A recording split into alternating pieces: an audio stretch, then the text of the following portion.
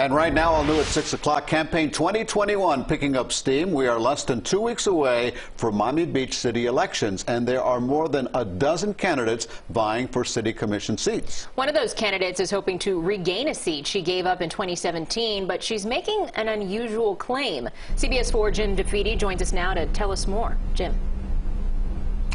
Lauren, we're talking about Kristen Rosen Gonzalez, who served on the City of Miami Beach Commission, left it to run for Congress, failed in that bid, and now she's hoping to get back to the Miami Beach City Commission. And she's a Democrat. There are several other Democrats in the race, and she appeared last week before a nominating committee, basically a committee that would decide whether or not to endorse a particular candidate in the race. And she said something that was somewhat unusual that left people a little speechless. Let me play for you exactly what she said. Let's go ahead and roll that.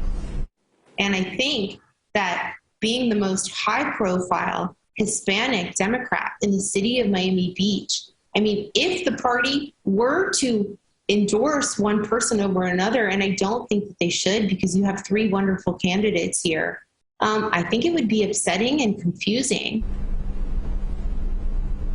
So again, now just let me pick up on one phrase specifically she said. Being the most high-profile Hispanic Democrat in the city of Miami Beach. Well, there's only one problem with that. She's not Hispanic.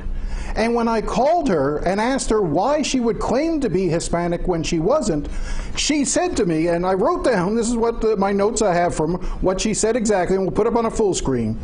She said, well, I'm perceived as being Hispanic. I'm perceived as being Hispanic by all the Hispanics in my community. I'm their girl. My last name is Hispanic.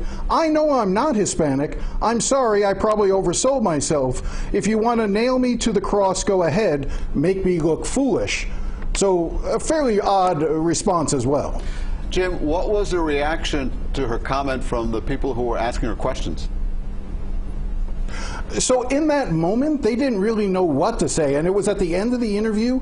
And as I spoke to a couple of the members after the fact, you know, one of them said they were sort of stunned and went, "Wait, what did she just say?" And then she was gone. Now I will tell you that Robert Dempster, the chair of the Democratic Party, who was on that call and who had been questioning her, he told me, he says he thought that it was a particularly odd stance to take, since when the interview was done, it was on the second day of Hispanic Heritage Month. And Maria Elena Lopez, who was also on that call, was born in Cuba, lives here, is an actual Hispanic.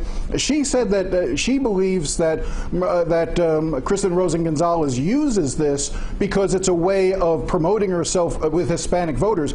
About half the voters in Miami Beach are Hispanic.